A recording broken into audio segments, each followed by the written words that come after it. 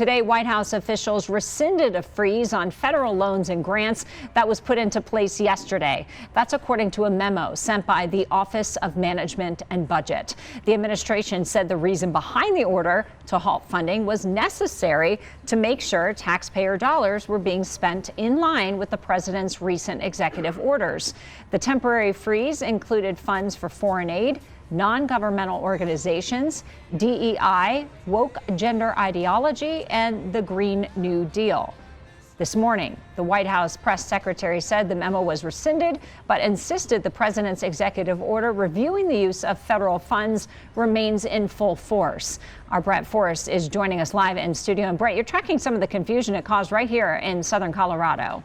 Yeah, Diane, good evening. A lot of local organizations we reached out to that receive federal grants and aid told us they were frankly unaware of whether or not the freeze would impact them. I did speak with one Colorado Springs nonprofit today that was immediately impacted.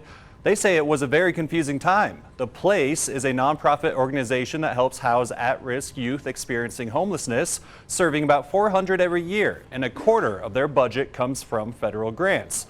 Since Monday night, they're telling me they had a rush to submit their December reimbursements, which they had trouble accessing yesterday. That's money they use for housing assistance. Their quick action, they say, and the support of the community helped them get through the uncertainty that they faced yesterday.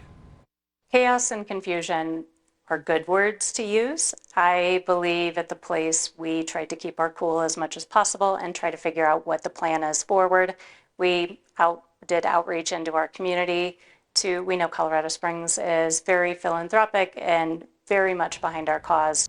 And they did create a fundraiser on their website yesterday. You can see right there on your screens. But since they can now access their federal funds, it's no longer on the webpage. So this is a screenshot. And I asked, what happens to this money that already was donated now that the freeze is lifted, which was over $9,000? They tell me it's all general fund pledges going into their federal reserves to keep the doors open should this happen again. And right now, Diane, it's a lot of unknown for the future. And they have been receiving federal support since inception 25 years ago.